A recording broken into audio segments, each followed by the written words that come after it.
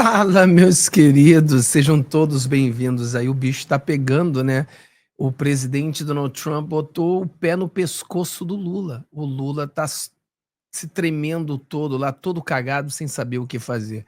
Quais serão as ações do Lula? Bom, você tem duas ações. O Lula vai negociar e tentar diminuir isso aí, ou o Lula vai dobrar a aposta, querendo fazer com que o mundo veja que a culpa não é dele.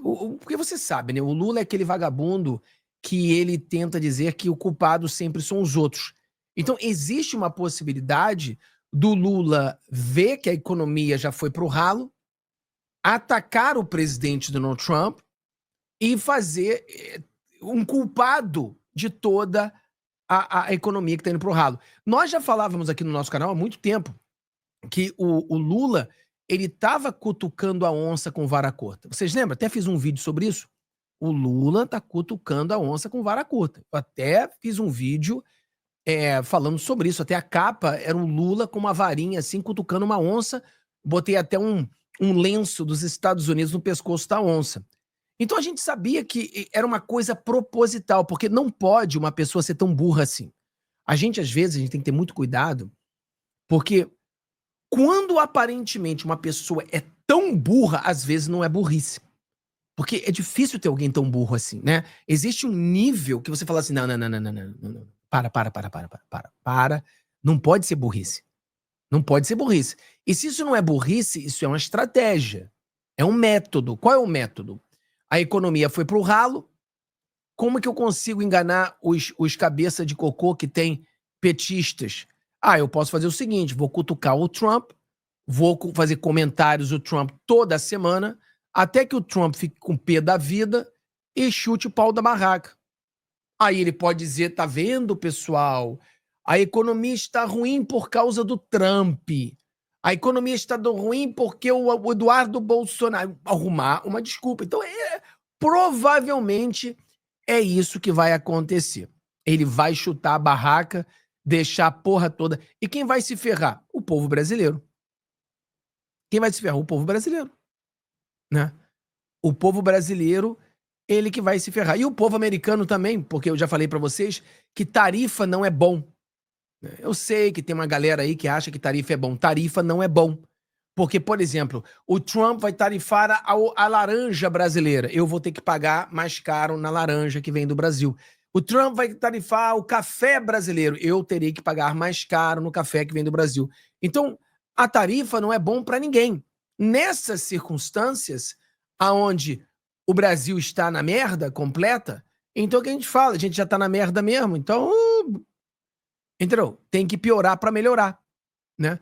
Então, o jogo vai ser: a culpa é do Bolsonaro, e pelo outro lado a gente vai dizer que a culpa é do Lula. Mas uma coisa é séria: o Lula tá lá desesperado, todo cagado. O que ele vai fazer? Porque mesmo se o Lula tentar fazer isso e tentar culpar o Trump, foi o que eu falei hoje mais tarde. Pensa comigo.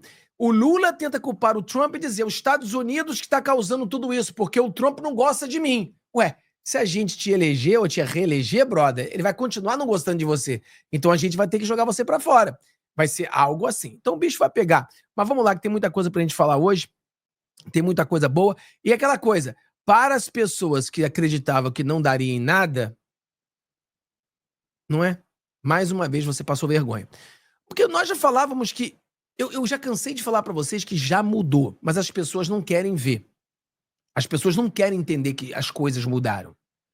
E quando o Trump agora botou sanções, tarifas no Brasil, não foi surpresa nenhuma pra você que tá no meu canal prestando atenção. Não foi surpresa nenhuma. A gente sabia que essas coisas iriam acontecer.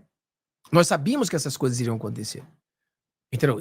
Então por isso que eu falo: as coisas já mudaram, não são iguais. Não, as pessoas continuam. Às vezes eu vejo pessoa até no nosso grupo de membros fazendo análise. Olha, vai acontecer isso. E as análises deles são baseadas numa antigo Brasil. No Brasil onde o Partido Democrata estava no poder dos Estados Unidos, o Brasil em que tinha o dinheiro do USAID, ou seja, eles continuam fazendo uma análise hoje com um cenário completamente errado. Hoje não é mais igual. as coisas mudaram no Brasil. Aparentemente continua a mesma coisa, porque o Alexandre de Moraes continua Alexandre de Moraes, etc e tal, mas o apoio que ele tinha não tem mais. É isso que a gente precisa entender, tá bom? Então, galera, vai chegando aí, dando seu joinha, compartilha aí com nossos amigos, joga no grupo do WhatsApp, joga no grupo do Telegram, diz pra mim da onde você fala, cadê a galera do Rio de Janeiro, cadê a galera de São Paulo, os meus queridos baianos, aonde estão a galera aqui dos States, cadê a galera da Flórida? A gente tá procurando gente aqui da Califórnia, cadê os brasileiros da Califórnia que queira fazer umas lives com a gente, pessoal da Califórnia, né? Então isso aí é bom. Vai chegando aí. Vamos bater um papo sobre tudo que está acontecendo. Vai mostrando, da onde você fala, galera, um abraço aí, galera. Oklahoma, abração, galera de Oklahoma, um abração pra vocês de Oklahoma. Caxias, do Rio de Janeiro. Cara, um tempão que eu não via ninguém de Caxias do Rio. Santa Catarina, um abração, galera. Aqui são 5 horas e 46 minutos. Eu tô conversando com o nosso amigo Kleber do Jacaré de Tanga para que a gente comece um programa juntos todas as noites. E a gente estava pensando no horário 22 e 22. Eu sei que é um horário tarde, mas é um número muito sugestivo, né? 22 e 22. O que vocês acham? Você acha que seria um horário legal? Aí eu não faria a live às 9h30, eu faria a live com o pessoal da Trincheira às 9h30, e às 22 e 22 nós faríamos lives, o Kleber e eu, todas as noites. Quer dizer, é a noite com a gente fazendo live todo dia. O que vocês acham? Você acha que seria legal? Vocês apoiariam esse trabalho? O Jacaré de Tanga e eu todas as noites, 22 e 22 da noite? Eu acho que seria interessante. E aí a nossa live de membro seria agora, né? A nossa live da Trincheira seria agora. A gente faria a live da Trincheira, como hoje. Hoje eu farei daqui a pouquinho, tá bom? Vai chegando aí, valeu. Vamos lá rapidinho, pessoal. Essa live vai ser rápida, objetiva, não tem muita... A primeira, a carta que o Eduardo Bolsonaro mandou. E, cara, olha só, já viu aquela propaganda? Não sei se no Brasil passa aquela propaganda. Já viu aquela propaganda do Mastercard? Não sei se no Brasil é assim também, que tipo, não sei o que, $10. Não sei o que lá, $30. Não sei o que, priceless. Não sei o que, tudo... não sei o que, o preço é tudo se não tem Mastercard. Uma coisa assim, já viu aquelas propagandas do Mastercard? Não sei se tem no Brasil isso, mas é assim, tipo, por exemplo, o presidente Donald Trump dando sanções, $100. O Eduardo Bolsonaro fazendo a carta, $200. Aí vai, o Guga tendo que ler a carta do Eduardo Bolsonaro na Globo News, priceless, né? Não tem preço, isso. Não tem preço, né, cara? Porra, mano, essa propaganda era muito boa. Eu tava pensando aqui, porque o presidente Donald Trump mandou essa carta, né? Aí a carta foi bombástica. Aí o Eduardo Bolsonaro fez uma carta, bacana. Mas aí, pô, o Guga lê a carta do Eduardo Bolsonaro na Globo News, cara. É tipo assim, priceless. Eu quero assistir Globo News durante esses dias, porque é bom demais, né? É bom demais. Vamos lá, vamos ver. O Guga lendo a carta, não tem preço. Receber a nota do deputado Eduardo Bolsonaro. Olha a cara dele. Rapaz, ele parece aquelas galinhas polacas, rapaz. O pescoço grandão assim, aquela galinha tupete, né? A galinha tupete. Vai lá. E do jornalista Paulo Figueiredo. Então, eu vou ler aqui para você, nota conjunta à imprensa. A carta do presidente Donald Trump ao presidente brasileiro é clara, direta e inequívoca e reflete aquilo que nós, Eduardo Bolsonaro e Paulo Figueiredo, há muito tempo temos denunciado. O Brasil está se afastando de forma deliberada dos valores e compromissos que compartilha com o mundo livre. Eles prosseguem. Há décadas o Brasil está inserido na comunidade internacional democrática, liderada pelos Estados Unidos. Essa inserção traz privilégios, mas exige compromissos civilizatórios mínimos, respeito aos direitos humanos, ao devido processo legal, à liberdade de expressão, de imprensa e à realização de eleições transparentes com ampla participação da oposição. Aí o deputado Eduardo Bolsonaro e o Paulo Figueiredo continuam. Nos últimos meses, temos mantido diálogo com autoridades do governo do presidente Trump, sempre com o objetivo de apresentar com precisão e documentos a realidade que o Brasil vive hoje. A carta do presidente dos Estados Unidos apenas confirma o sucesso na transmissão daquilo que viemos apresentando com seriedade e responsabilidade. Ao Brasil, todos os avisos foram dados, por vias diplomáticas, declarações públicas, cartas, audiências no Congresso e reuniões privadas. A resposta das autoridades brasileiras foi o escárnio, risos, ironias e, mais grave, a escolha de dobrar a aposta. Enquanto o Supremo Tribunal Federal e o ministro Alexandre de Moraes colecionavam violações de direitos humanos contra jornalistas, contra cidadãos residentes dos Estados Unidos, também avançavam sobre o líder da oposição, o ex-presidente Jair Bolsonaro, negando-lhe garantias mínimas de legalidade, defesa e presunção da inocência na forma de farsa de um julgamento quase sumário em um tribunal de exceção. Em relação às restrições de vistos para violadores da liberdade de expressão anunciadas pelo governo americano recentemente, o Supremo resolveu retaliar. Já na semana seguinte à medida, a Corte pautou e decidiu por uma revogação parcial do Marco Civil da Internet, medida que inviabiliza o funcionamento regular das redes sociais americanas no Brasil, um ataque direto à liberdade de expressão. Enquanto isso, Lula aprofundou-se numa sequência de desastres diplomáticos anti-americanos, com declarações raivosas suas, de ministros e até da primeira-dama, além de aproximações deliberadas com regimes autoritários como China e Irã, ignorando os alertas da administração Trump. Ignorando os alertas da administração Trump, insistiu na expansão dos BRICS e chegou a criticar os Estados Unidos por neutralizarem o programa nuclear iraniano, uma ameaça global. Nada disso teria ocorrido sob a presidência de Bolsonaro. Desde o início, a decisão do presidente Trump é clara: relacionamento comercial, diplomático e institucional com o Brasil deixou de ser equilibrado e benéfico aos Estados Unidos e precisa ser reavaliado à luz dos abusos cometidos por seus dirigentes. Desde o início da nossa atuação internacional, buscamos evitar o pior, priorizando que sanções fossem aplicadas de forma individualizada, com foco no principal responsável pelos abusos, Alexandre de Moraes. Sanções que, muito possivelmente, ainda serão adicionalmente implementadas, sem prejuízo da sua expansão enfim. Mas eles prosseguem, por isso, a partir de 1º de janeiro, as empresas brasileiras que desejarem acessar o maior mercado consumidor do planeta estarão sujeitas ao que se pode chamar de tarifa Moraes. E daí eles falam que cabe ao Congresso liderar esse processo, começando com uma ampla anistia geral e restrita, seguida de uma nova legislação que garanta a liberdade de expressão. E daí assinam Eduardo Bolsonaro, deputado federal em exílio, e Paulo Figueiredo, jornalista em exílio. Trali. Ele nem levantou a cabeça, cara.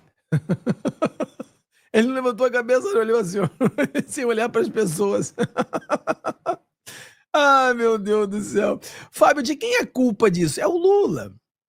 O Lula. Porque a gente quer que o Alexandre de Moraes seja sancionado. Né? O Paulo Figueiredo não estava trabalhando para o Brasil ser sancionado. Não. Essas sanções vieram porque o Lula falou um montão de cagada. O Lula ficou atacando o presidente durante muito tempo. O Lula se aproximando da China. O Lula fazendo um monte de cagada. Então, por isso que o Lula se lascou. E lascou o Brasil. Eu ainda acho que o Lula fez isso de maneira proposital. Ele sabe que ele estava armando essa para cair para cima dele. Ele sabe. Mas vamos lá, tem mais vídeo, mais pessoas falando isso, ó. Queria saber a sua opinião, o que você esperava? O governo não esperava isso, na verdade, pegou todo mundo de surpresa. Queria saber a avaliação do senhor, por favor, e mais uma vez, obrigado aos dois. Olha, quem pode esperar uma coisa dessa? É uma agressão, eu não me lembro de uma agressão estrangeira tão grande ao país. Tem que haver agora um sentimento de unidade nacional, porque foi mais do que tarifar em 50%, o que seria muito grave.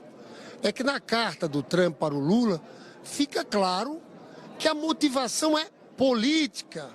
O julgamento no Supremo de Bolsonaro.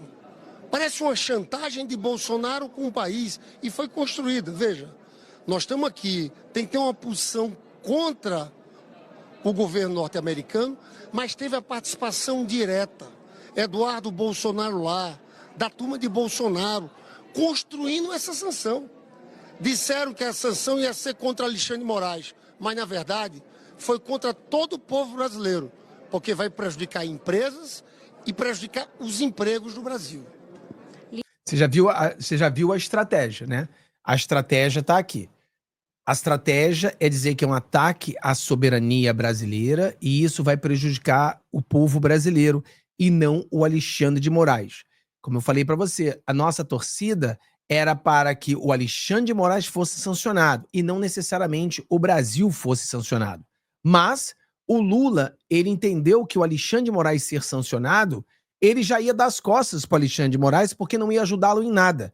Então, o Lula, ele precisava que o Brasil fosse sancionado para que ele diga que o Brasil está na miséria por causa dos Estados Unidos.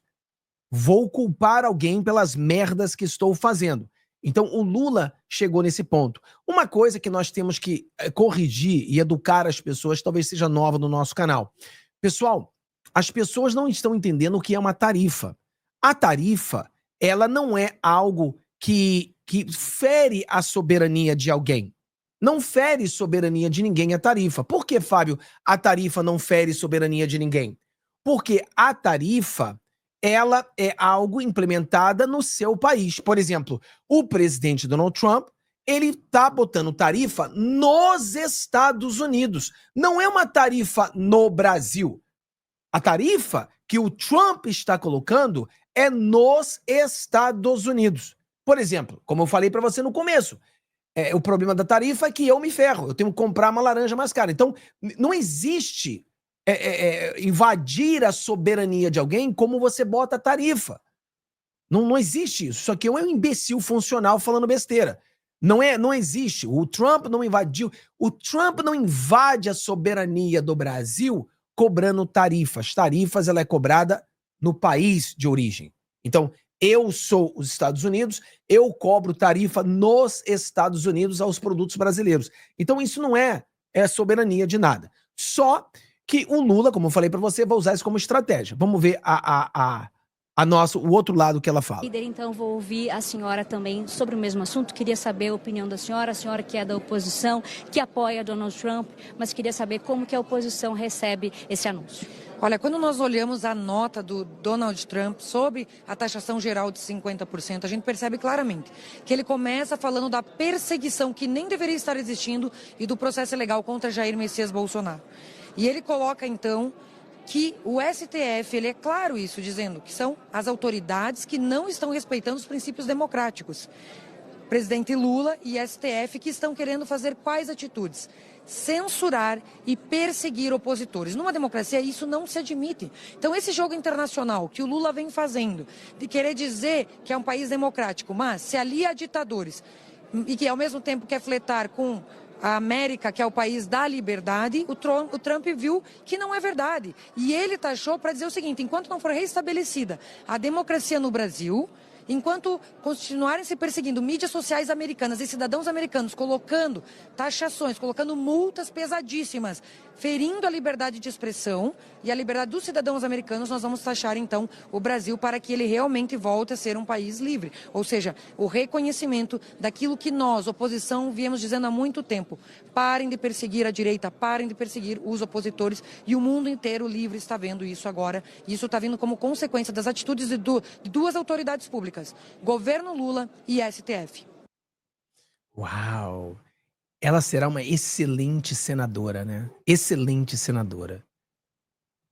Porque eu escutei a dizer que ela tá vindo para o Senado, não é verdade isso? E ela vai ser muito boa senadora. E é o que eu tô falando. A gente precisa ter a maioria do Senado. O Senado é mais importante do que a presidência, né? E ela é muito boa, muito capacitada, muito forte. Então, ela será uma das senadoras nossas que vai pedir o impeachment do Alexandre de Moraes. É uma das senadoras, né? Uma das senadoras que vai pedir o impeachment do Alexandre de Moraes. Então, vai ser muito legal ela fazer isso aí, né? Eu acho que vai ser bacana.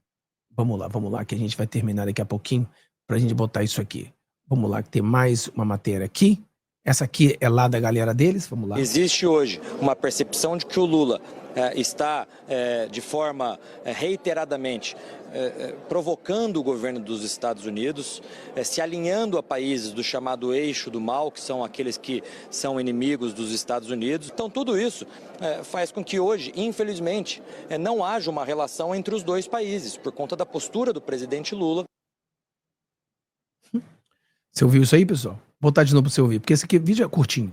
Vamos lá. Existe hoje uma percepção de que o Lula está de forma reiteradamente provocando o governo dos Estados Unidos, se alinhando a países do chamado eixo do mal, que são aqueles que são inimigos dos Estados Unidos. Então, tudo isso faz com que hoje, infelizmente, não haja uma relação entre os dois países, por conta da postura do presidente Lula.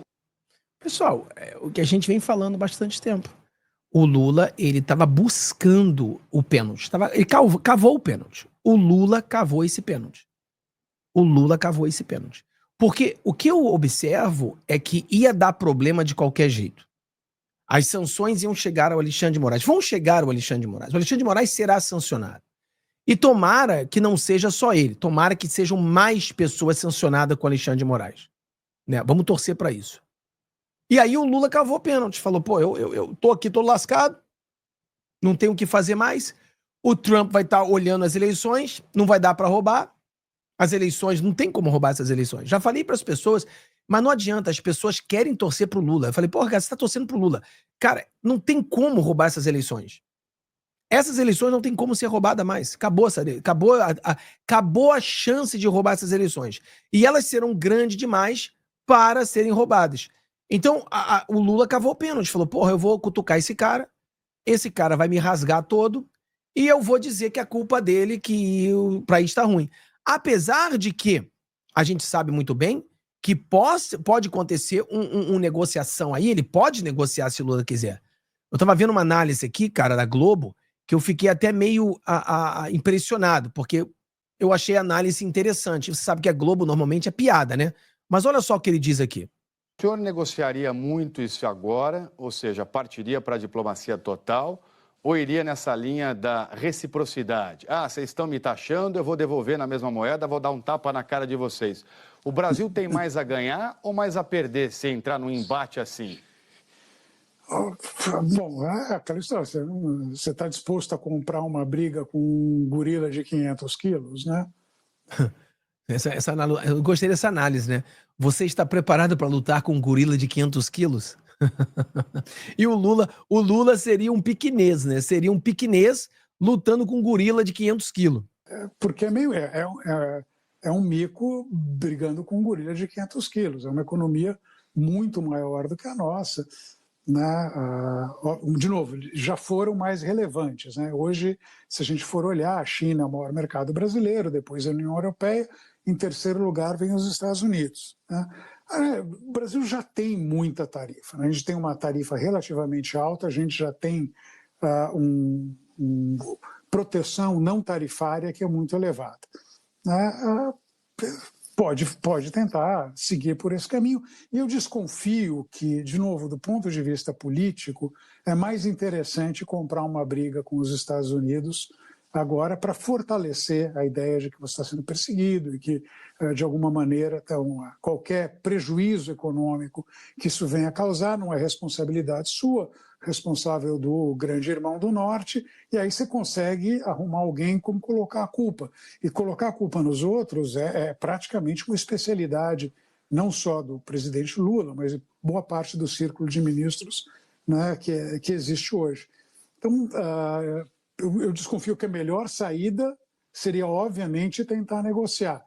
Na prática, eu desconfio que o que vai acontecer é que a gente vai responder na mesma moeda, vai ter um prejuízo econômico, mas a preocupação maior não é com o prejuízo econômico, é com a possibilidade de conseguir pregar a culpa em alguém. Cara, ele falou exatamente a mesma coisa que eu venho falando para vocês. Exatamente. Exatamente. Ele falou exatamente a mesma coisa.